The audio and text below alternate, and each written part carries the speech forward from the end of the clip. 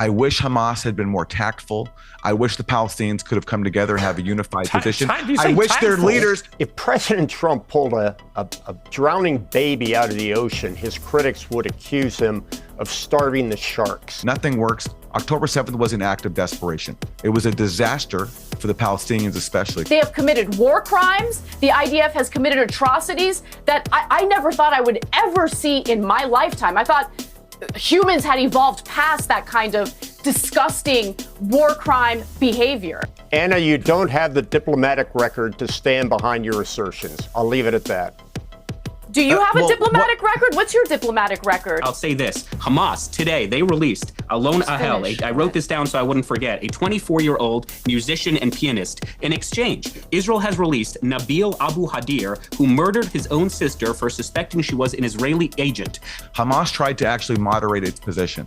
And people laugh at this, but you can look at the record. Hamas today released Elchana Bukhat, a 32-year-old party producer and musician, a married and father of a 4-year-old boy. In exchange, Israel has released Bahar Badari, who in 2004 was responsible for a suicide terrorist attack which killed 11 Israelis, including 2 Muslims. The precious, innocent Israeli government has only done the right thing and only the right thing. But that's just not true. Their spokesmen are saying that Hamas will not disarm and, in fact, will be the core of any future Palestinian army. They leveled Gaza. They literally have 10,000 people missing in Gaza right now as we speak, presumed dead, trapped under the rubble. Is the most successful failed assassination attempt. You know, it's laughable to hear him talk about deserving a Nobel Peace Prize as he's ramping up a war with Venezuela under false pretenses. The fact that Donald Trump did not receive the Nobel Peace Prize is a damning indictment on the state of the Nobel Peace Committee. But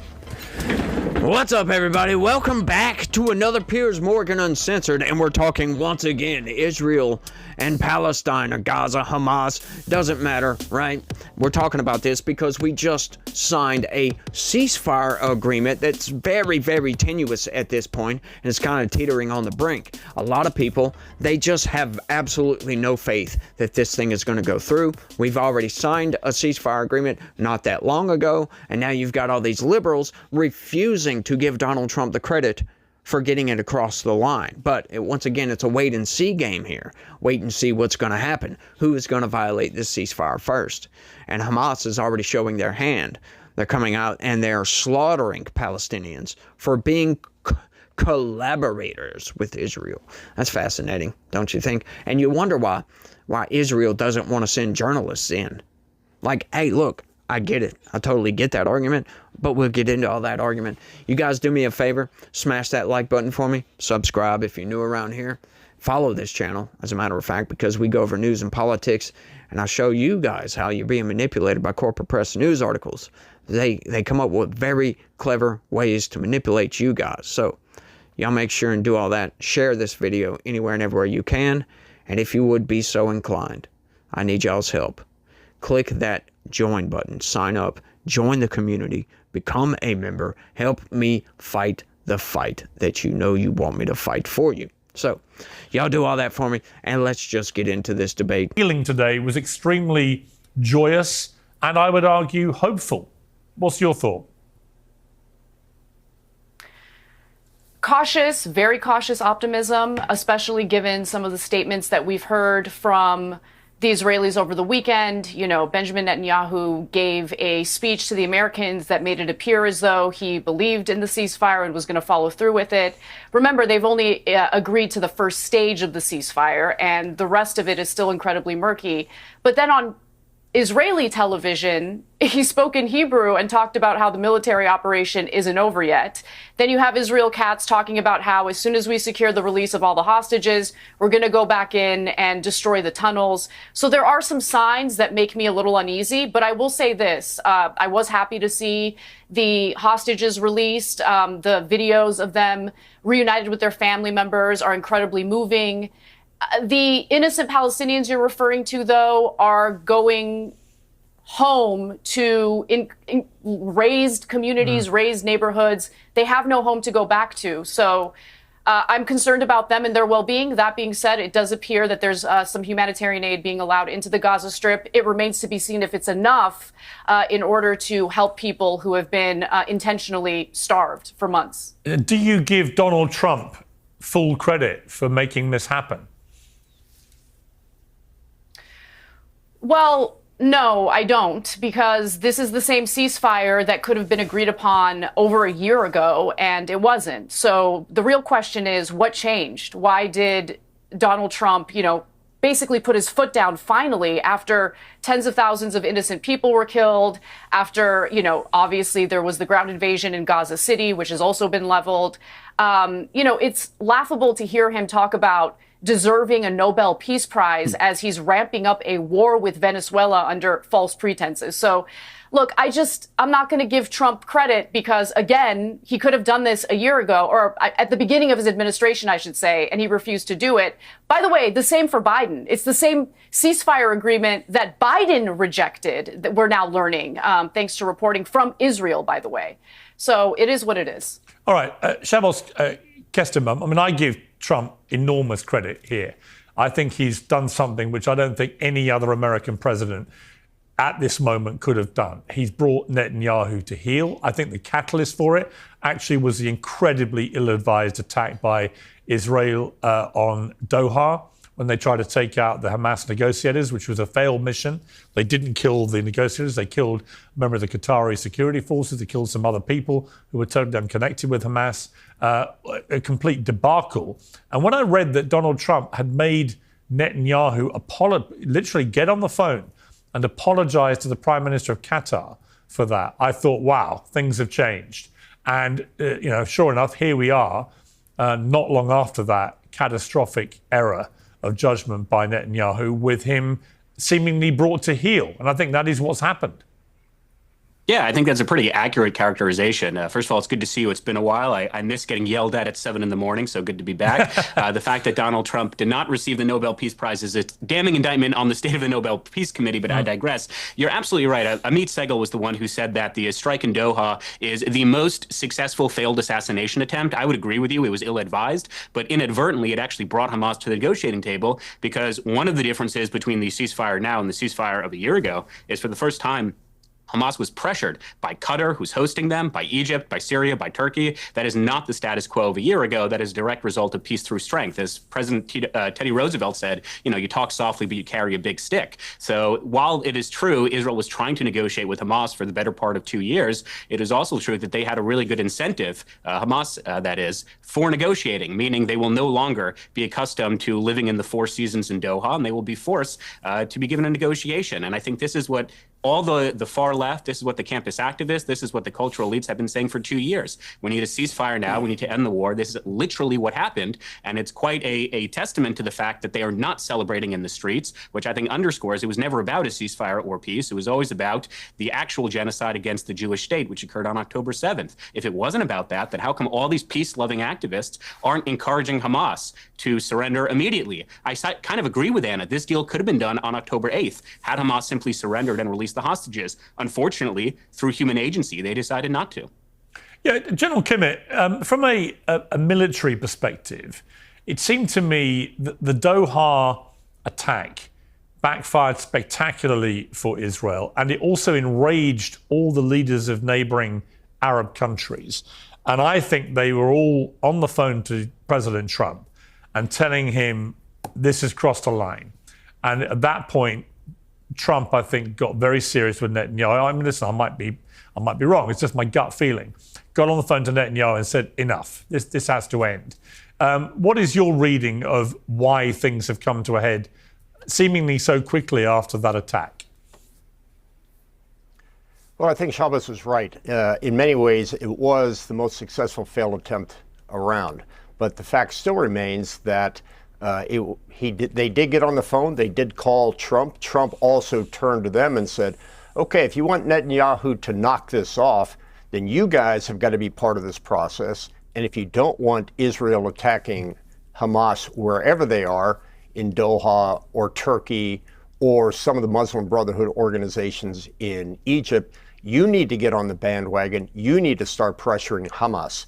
So He's right. This was the most successful, unsuccessful attack, because I think what it did, it not only pressured Israel, but it also pressured the Arab leaders to start clamping down on Hamas and get them to the negotiating table. So there you have it, folks. There's both sides of the equation right there. I love how Anna Kasparian, she just, once again, refuses to give Donald Trump the credit. Why is that? Why?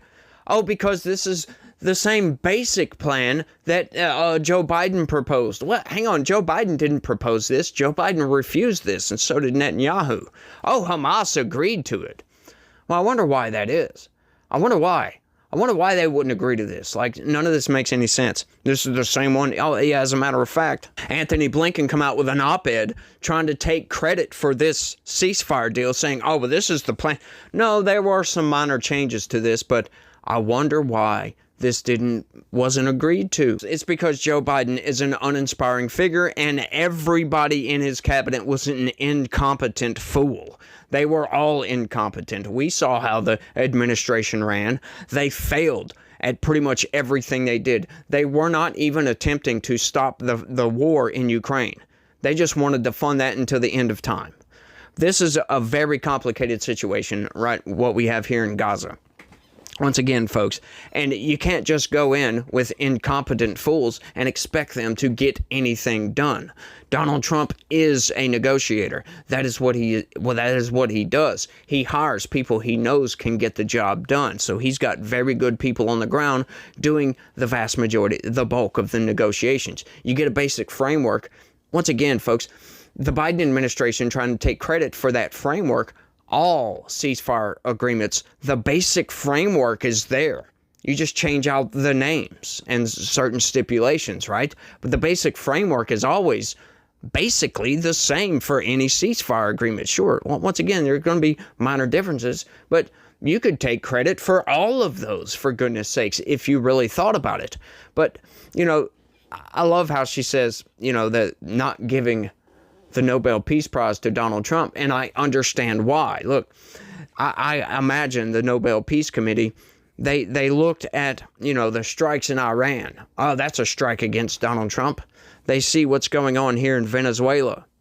What she said. Oh, that's a strike against Donald Trump. He's not sowing peace anywhere, right? Once again, he has solved, at this point, 8 different conflicts since his second term started, since January 20th. 8 different conflicts, folks. That's an insane accomplishment, if you ask me. Truly insane. Now, yes, sure. Is he committing violence upon certain places? Yes.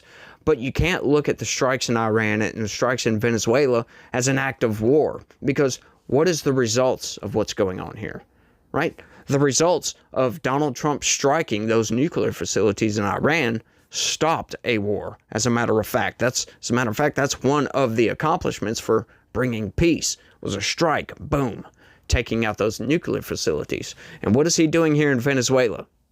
You can't call that an act of war. You cannot. I'm sorry. These drug-running boats, these cartels, are terrorists. They're labeled as foreign terrorist organizations. He has every right to take these people out. That is just law enforcement, if you ask me. They have intelligence that says that these boats are carrying drugs to the United States. Now, once again, I can argue on how this is being implemented. I don't necessarily like just, firing a missile at these boats and destroying these boats. Personally, I don't like that at all, because extrajudicial assassinations is not how you go about getting justice. As a matter of fact, these people need to be brought into custody. They need to be intercepted by the Coast Guard once they enter United States waters. That's what I think. Once again, I've talked about this a lot. I don't like how Donald Trump is going about this. He's taken the easy road. You can't take the easy road with situations like this, right? We don't like all these drone strikes in the Middle East. Didn't like that either. I don't like what's going on in the Caribbean. It's the same, folks. I don't like it. But I can't tell the administration how to do their job. They feel that's the best solution. So, it is what it is. There's nothing I can really do to change this. I can just voice my disappointment, if you will, about what's going on. But I do think he should have got the Nobel Peace Prize, because the person that actually got the Nobel Peace Prize was just the opposition leader in Venezuela. She has not solved international conflicts to the level that Donald Trump has.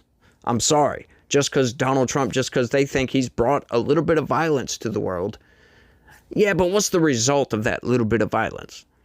He's stopping drug running, and he stopped a nuclear program, or at least stalled it. That's the objective outlook, I guess. They stalled that nuclear program. So it is what it is, but let's keep going. But the truth, I mean, you talk about a brutal occupation, and I don't disagree, but there's also been a brutal occupation of the Palestinian people by Hamas themselves. They were given governance in 2006. They won the election. But for the next 20 years, rather than try and bring any kind of change or prosperity to its people, it built one of the biggest underground tunnel networks in the world has ever seen, frankly, in modern times, and planned an outrageous terror attack on a horrific scale, with 3,000 of them pouring over the border and indiscriminately murdering and kidnapping anyone they can get their hands on. Now, that if you look at the way they're treating Palestinian people throughout the last 20 years, if you look at the way they have sacrificed Palestinian lives so brazenly and callously as they themselves ran to hide in their tunnels, leaving civilians to be murdered and to be killed, then you could argue the brutal occupation has worked with both. You could say, yeah, the Israelis have had a brutal form of occupation over the Palestinians, but so has Hamas. I see things differently, Piers. Hamas won the elections, you're correct. What happened immediately? Israel put Gaza under a complete siege, to the point where Israel was counting the calories inside Gaza that it would let every Palestinian in Gaza consume without having a full-blown starvation crisis. The idea was basically to punish the Palestinian people for voting the wrong way, for electing Hamas. And why did they elect Hamas? Is because the alternative was the Palestinian Authority, which is corrupt and had become a collaborator with Israel in the farce of the so-called peace process, which was simply just an excuse for Israel to steal more Palestinian land. So in that context, Palestinians elected Hamas. Israel responded by putting Gaza under a complete siege, where Gaza had absolutely no hope to rebuild. Israel was in control of everything that came in and out, even banning things like chocolate. Hamas tried to actually moderate its position. And people laugh at this, but you can look at the record. It's true. And someone like Gershon Baskin, who's an Israeli negotiator, can confirm all this. Hamas leaders started talking about accepting a long-term truce with Israel. Then they started even saying we'd accept a Palestinian state in a very historic compromise. We'll accept a Palestinian state in just 22% of our historic homeland, the West Bank, Gaza, East Jerusalem. So Hamas was far more moderate on the two-state solution than any Israeli leader, because unlike Israeli leaders, Palestinians were saying, we'll accept a state within the internationally recognized borders of Israel, pre-June 1967. What did Netanyahu say? He said there'll never be a Palestinian state because Israel insists on keeping these major West Bank settlement blocks full of fanatical settlers from Brooklyn, where I am, who terrorize Palestinians and steal their land and water. So Hamas also tried nonviolent protests with the Great March of Return. That was a massive march of people who went to protest nonviolently, as all people around the world told Palestinians to do. What did Israel do? They gunned people down with US-made weapons, maiming people, killing journalists, killing nurses, killing disabled people, maiming people, and telling Palestinians, no matter what you do, we're going to control you and make your lives impossible. That's the context in which October 7th happened. Okay, so this guy's just an outright lunatic. This is just Hamas propaganda, once again, just like that lady from yesterday. I love how he says, oh, Israel punished the Palestinians for voting Hamas into power. Well, of course, it's a freaking terrorist organization hell-bent on the destruction of Israel. What do you think they're going to do, just to allow them to take over and just reign over everybody? No, of course not. And we see what they do. Once again, this is completely one-sided right here. Every time Israel tries to help these people, what does Hamas do? They take food aid. They take all this other stuff away from these people. They get resources like, I don't know, plumbing pipes, and they'll build bombs with this nonsense and build rockets to lob at Israel instead of fixing the plumbing in Gaza for the Palestinian people. What do? They create terrorism, folks. Of course they're not going to do that. Of course, when you have a large protest that gets violent towards the IDF, of course they're going to start shooting people. Once again, because we know that Hamas, these people are just blatant terrorists and they don't care. They will strap bombs to 9-year-old kids and send them off to a food line to go destroy IDF soldiers. How do you fight against that? Once again, this dude is just a raving lunatic, if you ask me. Really? Hamas tried to moderate their position? Of course, they seemed moderate because they're lying, folks. You really think that they want to negotiate anything with Israel? For crying out loud, of course Israel's not going to be amenable to any of their demands or any of their negotiating tactics, because this is a terrorist organization that we're dealing with, folks. That is, once again, hell-bent on the destruction of Israel. I love how they'll make the argument here in a little while that, Hamas, they took out the little part in their charter where they said they're hell-bent on the destruction of Israel. They took that out. So, do you think that changed their minds just because they took it out of writing? Oh, all of a sudden it makes it okay. That's basically what they're arguing here, because they're telling us outright, oh, we're not terrorists anymore, we're trying to moderate our position. Yes, we're not going to bide our time and wait and build up our forces to commit October 7th, essentially. Like, that is the result of negotiating with Hamas. And these people, they're trying to say Hamas are the good guys over here. Like, it's just truly insane, the arguments that these people are making. But there's more of these arguments, folks. Let's keep going. Let me just get your reaction to that, first off. Ultimately, whatever you want to call it, brutal occupation, Israel, doing what it's been doing for security reasons, however you want to phrase what's happened, what is indisputable is that the Palestinian people in Gaza have lived in a way which does not afford them the same human rights as its immediate neighbors in Israel. First, do you accept that?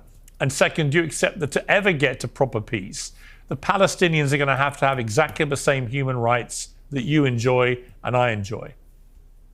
Absolutely. And I think I speak on behalf of the overwhelming majority of the Jewish people and the overwhelming majority of the people of Israel, where we say we want there to be a two-state solution. We want Palestinians to have freedom of movement, freedom of expression. The problem is Palestinians, like all human beings on planet Earth, possess moral agency. They can make choices in life. And unfortunately, way too many Palestinians made the choice in 2006 to elect Hamas. Unfortunately, not a single Palestinian to this day, even in the face of a $5 million reward, decided to reveal where a single hostage was being held. I wish that was not true, but unfortunately, it is true. I wish the Palestinian school system did not teach their kids that one of the greatest ideals you can do as a person is not become a lawyer or a doctor or a profession, but rather to kill Jews and take back an historic homeland that was never actually yours to begin with. I want there to be a two-state solution, which is why it bothers me to no end that in 2020, the Palestinians rejected their own state. It bothers me in 2008 that the Palestinians rejected their own state. It bothers me that in 2003, the Palestinians rejected their own state. The Oslo Accords. We can go all the way back to the 1937 Peel Commission, the 1948 Partition Plan.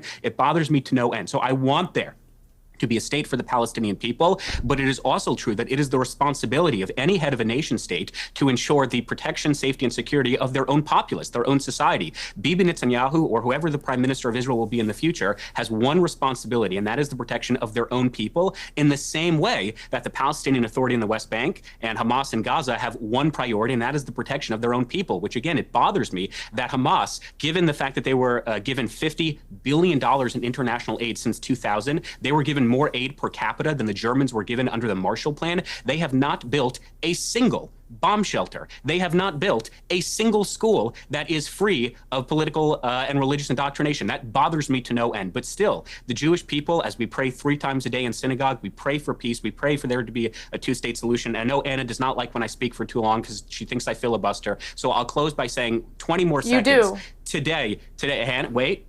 I'll say this. Hamas, today, they released Alon Ahel. I wrote this down so I wouldn't forget. A 24-year-old musician and pianist. In exchange, Israel has released Nabil Abu Hadir, who murdered his own sister for suspecting she was an Israeli agent. Hamas today released Elchana Buchat, a 32-year-old party producer and musician, a married and father of a 4-year-old boy. In exchange, Israel has released Bahar Badari, who in 2004 was responsible for a suicide terrorist attack which killed 11 Israelis, including 2 Muslims. So I wish that that was not the case. I wish the Palestinian people would rise up against the Islamic dictatorial regime of Hamas. Unfortunately, that has not happened. But nevertheless, Israel puts a priority of life over death, something that Mohammed Dif, one of the commanders of Hamas, used to say was one of our weaknesses, that we loved life, whereas he loved death. But nevertheless, we will continue to fight for peace in all the ways that we can. And that's why I'm so proud to be Jewish. I'm so proud to honor the 915 Muslim and Christian and Jewish soldiers of the Israel Defense Forces who, in the midst of unprecedented adversity, have taken as many means as possible, more unprecedented means than any other Western country, to defend innocent life, both in Israel and in Gaza. Okay, so that, folks, is propaganda in the opposite direction. Most of it's true, but once again, it's kind of skewed, and it's not looking at the Palestinian side of these issues. Like, a lot of people say that the Palestinians have been occupied. Yes, of course they've been occupied. They lost the war. In what situation in the world, once again, does a conquered force get to dictate terms to the conquering force? That doesn't happen, folks. That absolutely doesn't happen. Now look, in the United States, when we conquered the Native Americans, that situation, it's kind of worked out for the better. They weren't terrorists. Maybe at the time they were, but they moderated their position. They understood that we won. And we can coexist peacefully with these people. This ideology of Hamas, right? If Native Americans still held that type of ideology that Hamas does, that, their founding charter says that they're going to destroy the United States by any means necessary, these people would not be American citizens. They would not have all the same rights that we do. These people would be oppressed. They would be in an open-air cage, right? An open-air prison, or whatever the hell you want to call it.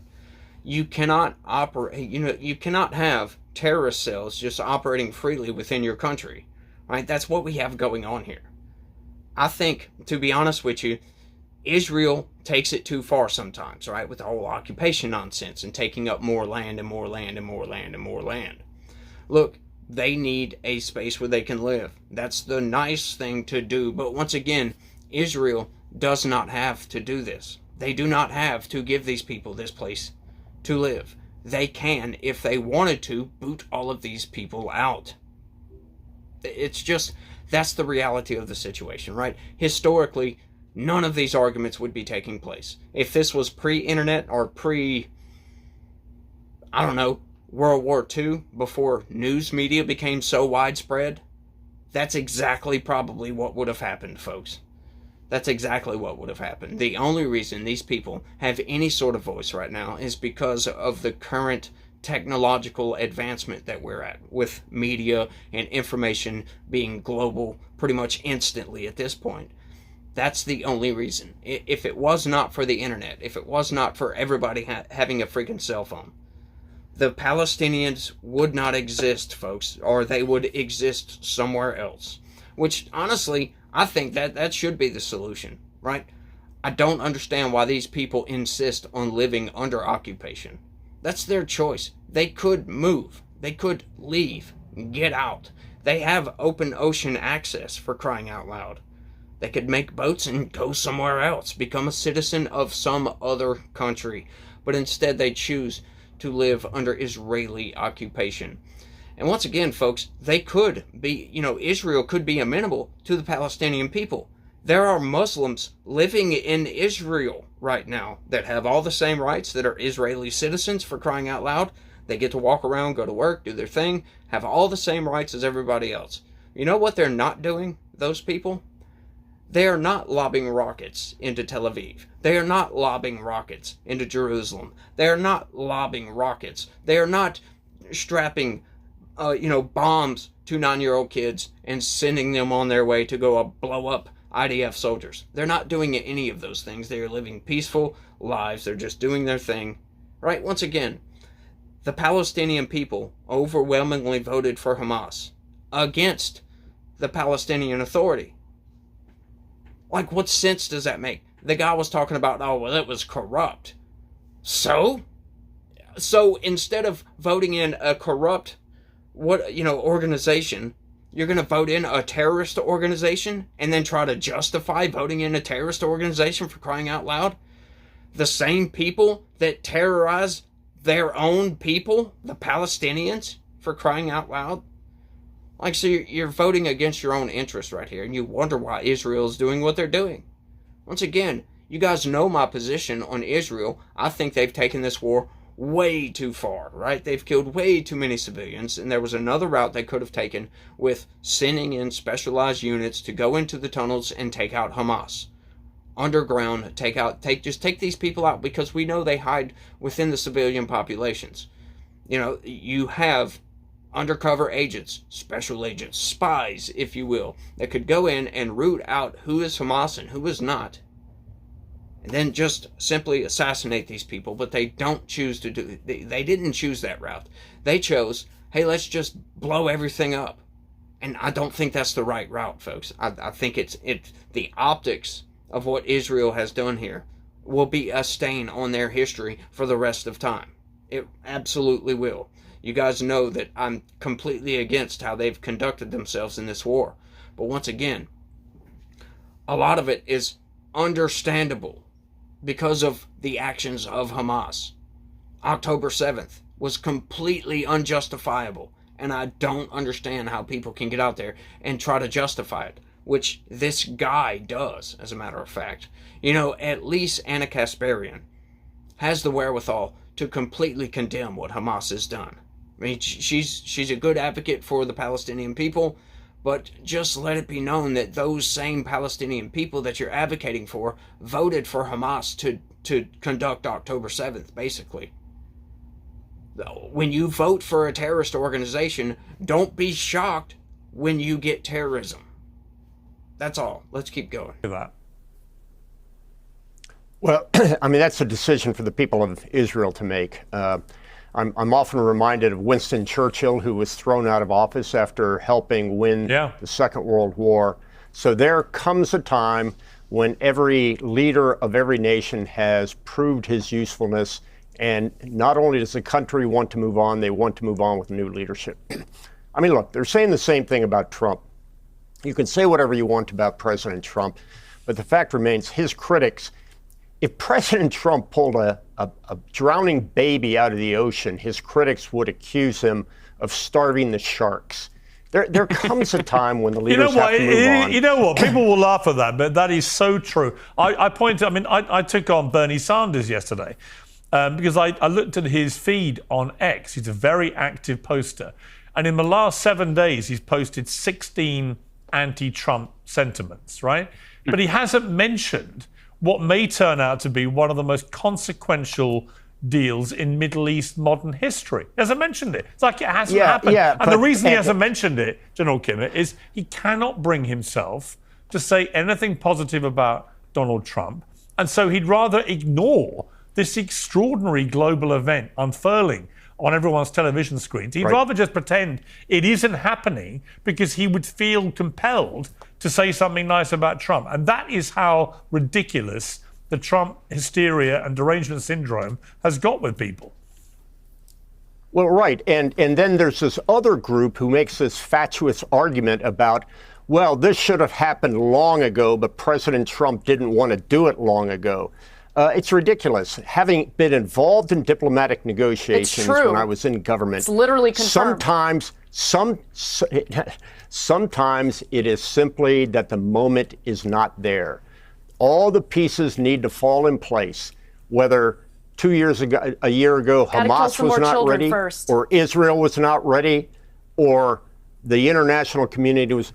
The pieces have all got to come together before you can come up with an agreement. And this retrospective fantasy argument, it's great to say because it's unprovable. Oh, this could have happened 2 years ago. Again, blaming Donald Trump for starving the sharks. It's a ridiculous argument.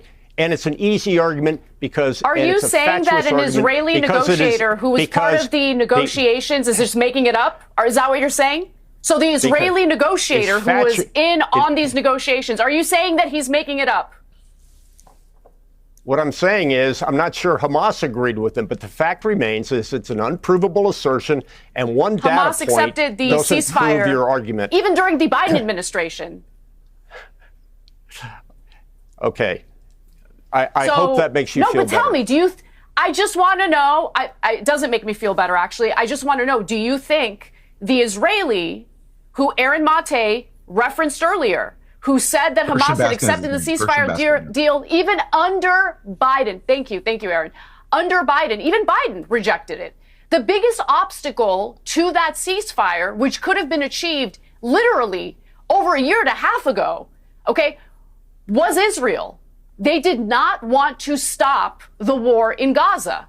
And in fact, they continue raining terror on Palestinians in the West Bank. Like, do we live in a fantasy world? Like, what are we doing here? Can we at least acknowledge reality? And if you love Trump, you love Trump. Go ahead and love Trump as much as you want. I don't really care. But I want the facts to remain. I want the facts to be aired on this broadcast instead of pretending as though Trump has been like this great peacemaker. By the way, as Israel continues fighting a seven-front war, as Trump himself, with his administration, plans for ground operations in Venezuela as we speak, like, what are we doing here? Well, what we're doing, surely, Anna, you don't have the diplomatic record to stand behind your assertions. I'll leave it at that. Do you have a diplomatic record? What's your diplomatic record? This isn't What's about your diplomatic record? Tell me. Among other things, I negotiated the end of piracy operations that were off the coast of Somalia, which saved hundreds of innocent people from being kidnapped. Some of the country we're still bombing. We've been bombing for like decades. Okay. Can I say something, Piers? Listen, all right. None of our records have Please any bearing on the. None of our records as individuals have any bearing on the actual record of Israeli-Palestinian diplomacy. And as myself and Ann have been pointing out, you can listen to people like Gershon Baskin, an Israeli negotiator, who pointed out that more than a year ago, Hamas accepted the exact same terms that were just accepted now. That's just a fact, no matter our own individual background. And you also had, and I said this earlier, according to the families of Israeli hostages, a spokesperson for the family said this very early on. Within a few days, Hamas offered to release all the civilian captives that they took on October 7th if Israel did not attack Gaza. But Israel's higher priority was not its own people, it's not peace, it was Jewish supremacy. I don't think there's any country, Aaron, I don't think there's any country in the world that would not have attacked a neighbor who had launched that scale of terrorist attack on its people. I mean, as people keep reminding everyone, statistically, it was the equivalent of somebody murdering 40,000 people in the United States, right? The idea the United States, if one of their neighbors did that, would not have launched a ground attack very quickly is for the birds, as it would be if it was England and France or Germany or Spain, whichever one it is. Any country that had that kind of scale of terror attack was always going to attack back with tremendous force, if for no other reason than the people who perpetrated it within days were on camera saying, we're going to keep doing this. So there is no country that would not have attacked. So this idea that what Israel should have done was simply go, oh, okay, if you just release the civilians but keep all the military people you've kidnapped, fine, then we won't invade. That was never going to happen. And I think it's very naive to suggest that this is anything different to what any other country would do. My issue with Israel is what went on this year in particular, the starvation, the blockade, the invasion of Gaza City, the relentless attacks on already decimated areas, and the fact that so many innocent children were being killed because of the uniquely under 18 makeup of 50% of the population.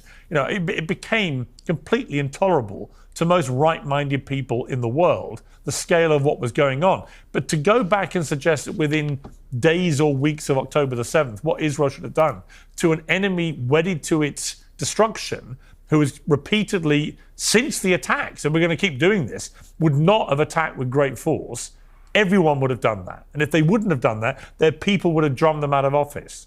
Okay, so let's try to put all these pieces of the puzzle together. Okay, so basically Anna and this other guy, they're arguing that, oh, well, it's Israel's fault that this ceasefire wasn't agreed to a year and a half ago. Okay, well, Biden was in charge back then. Do we think that Joe Biden could have reined in Benjamin Netanyahu at that point, 6 months after the attack? Do we think that Joe Biden could go and negotiate these things and actually get Israel to chill out right after this attack? Do we think anybody could have done that after 9/11? It's the same thing what we're dealing with right here, right? 9/11, look what that started off. A 20-year war in Afghanistan that we ourselves decided to withdraw from because, I don't know, what was it, $11 trillion or $7 trillion or something like that we spent on that war for no apparent reason with absolutely no results. I mean, sure, we got Osama bin Laden, but we did not get rid of his organization.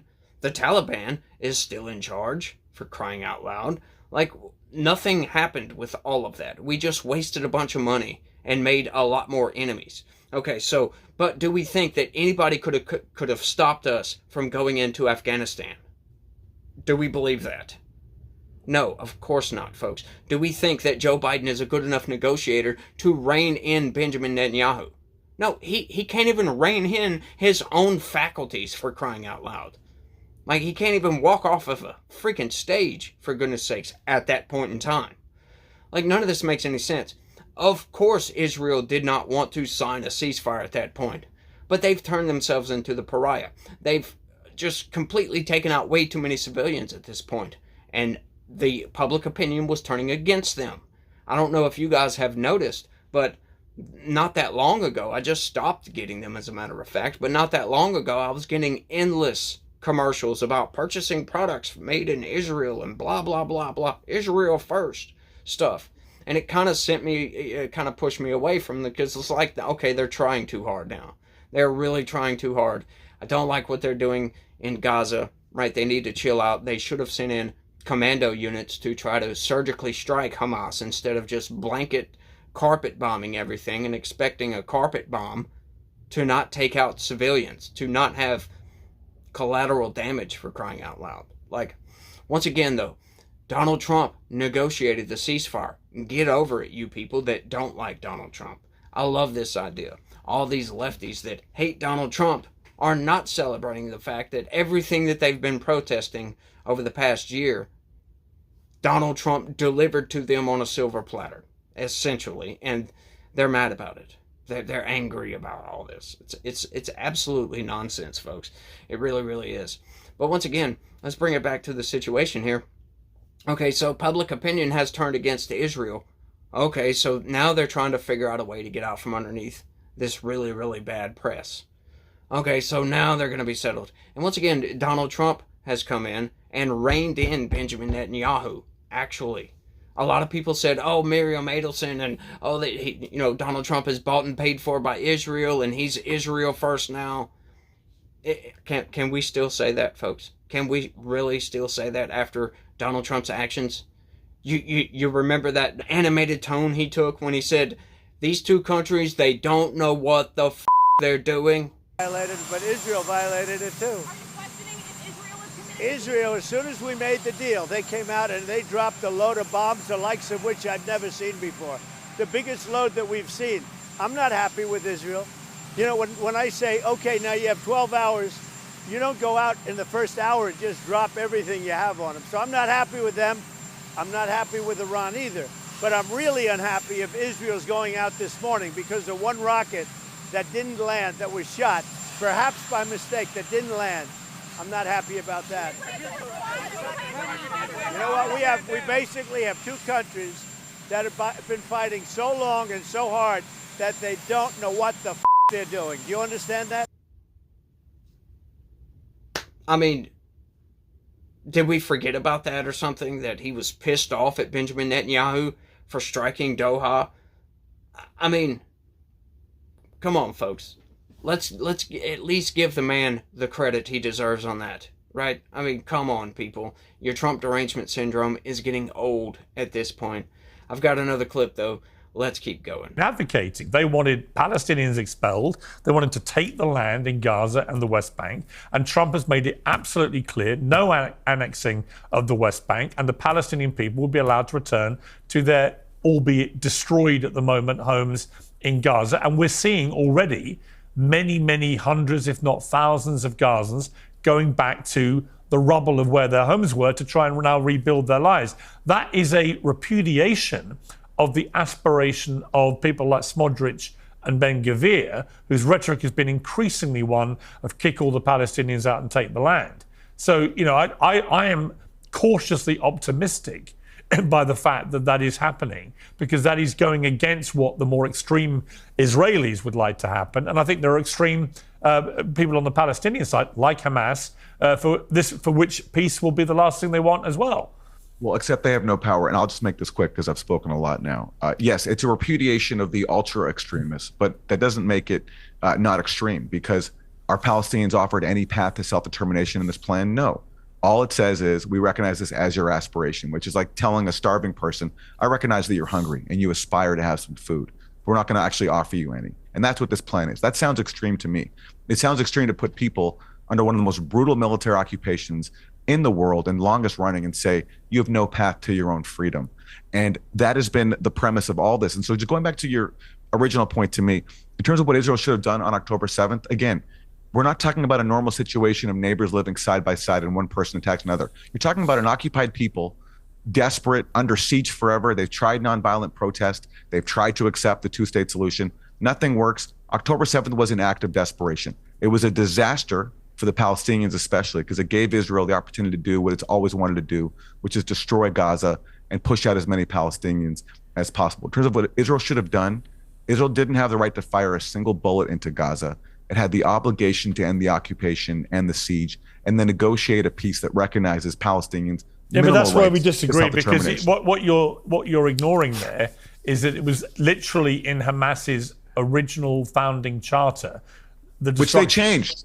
Okay, but their original it's also meaningless. Their stated aim was to destroy Israel, and their clear stated intention on October the 7th was to kill or kidnap as many innocent Israelis as they could get their hands on. So you're dealing with a nihilistic terror group who created a tunnel system for 20 years to hide in, to sacrifice their own people when the shooting started.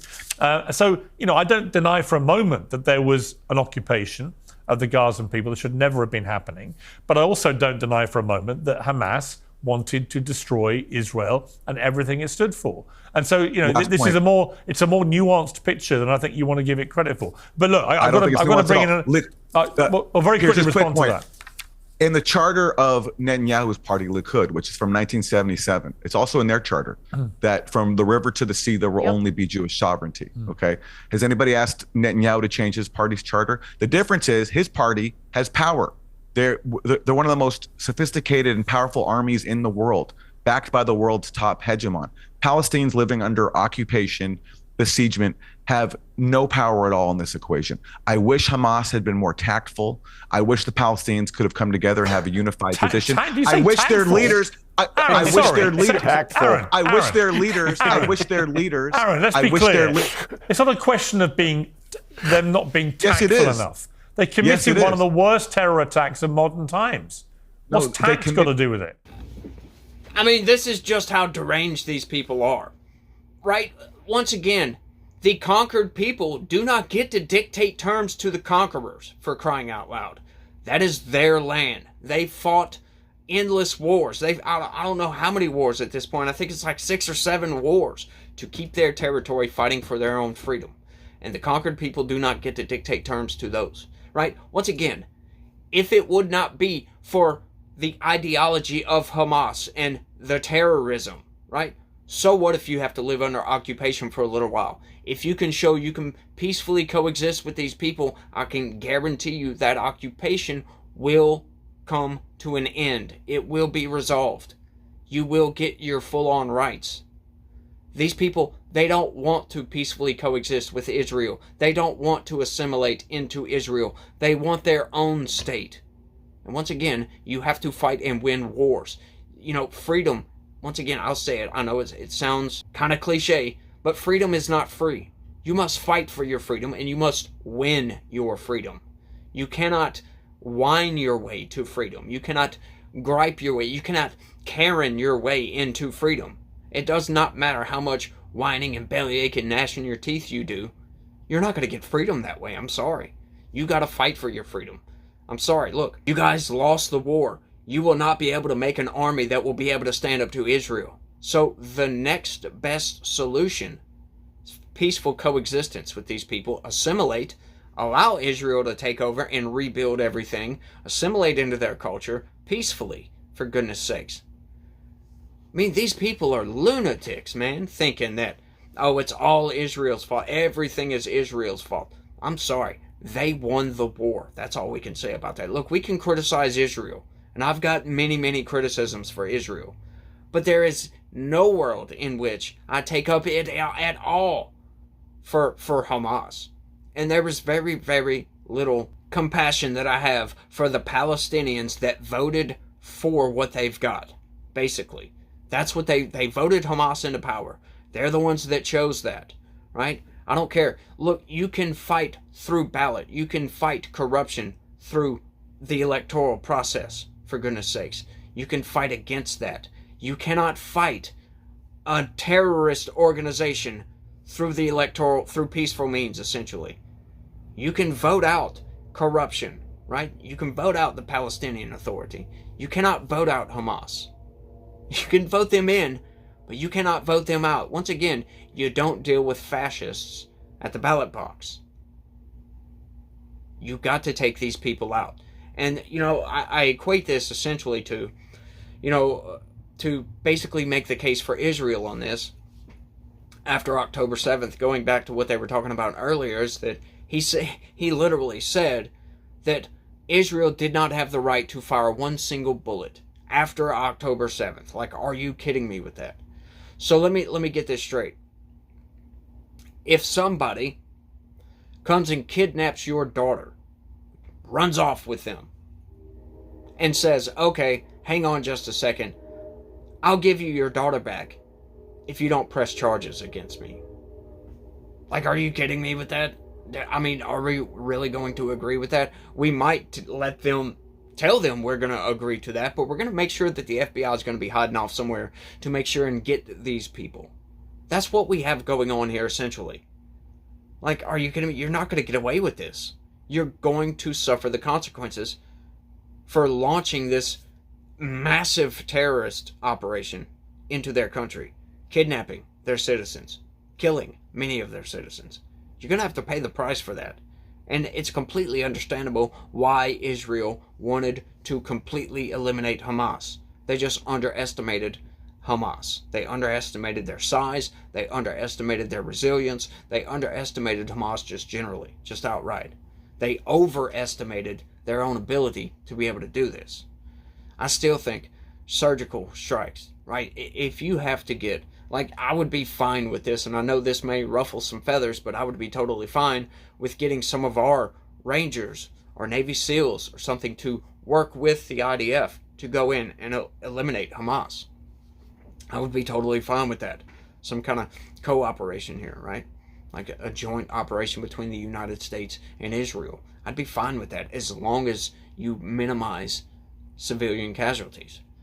Pretty much zero civilian casualties. That's what I would ask for. I know you're probably not going to get that, but you're definitely not going to get 60,000 civilian casualties. That's for sure. That's what they should have done. I would have been fine with that. That would have been totally okay, because you're rooting out this, just evil ideology that wants to wipe Israel off the map. You cannot coexist with people that want to take you out of the game. And this harkens back to what's going on in this country with these leftists, these Democrats, these liberals. Now, I'm not even going to say far leftists, because the ideology is the same. Whether you're far left, the only difference between a liberal and a far leftist is the fact that these far leftists, they choose violence, and most of your liberals don't. But there is no daylight in between the ideology, the underlying factors that send these people out to go take out people like Charlie Kirk and send all these death threats to everybody and cause all this violence. It's insane what's going on in this country, folks. It's insane what's going on around the world. It's insane that humans cannot peacefully coexist with each other. They cannot get over differences that, hey, look, there's this country over here and they practice things that we find abhorrent. But they're not bothering us. Once again, as long as we don't bother each other, that's not how the world works, does it? It's not how the world works, but it should. It absolutely should work that way. but it doesn't for some reason, because people, they want to force you into their own beliefs. And, we just don't deal with authoritarians in the same fashion as just peaceful coexistence. Let's just try to work out our differences here. It's insane, y'all. It's insane. I don't have any solutions. I mean, except for the one I've already given out. But, it's too late for that. We're going to see how all this peace works out. And you guys let me know what y'all think about all this down in the comments section. That's all I got, y'all. That's it. Y'all don't forget to smash that like button for me. Subscribe if you're new around here. Share this video anywhere and everywhere you can. Click the join button. I really need you guys to help me out on that. I really do. I am willing to put in the work, to fight the fight, to give you guys the information you need to be armed with to push back against the machine, to push back against the narrative that is coming from the corporate press and Democrats. Because we know it's all lies and manipulations, for the most part, right? Once again, they give you some facts, but then they leave out other facts that would probably change your mind about what's going on, about certain situations. So it's all manipulative, folks. But like I said, y'all do all that for me. And you guys remember that God has a plan for everybody. You may not know what that plan is. You may not be able to see that plan right off, but it's there. And He loves each and every one of you out there. So y'all try to have a good day and stay legitical. Peace.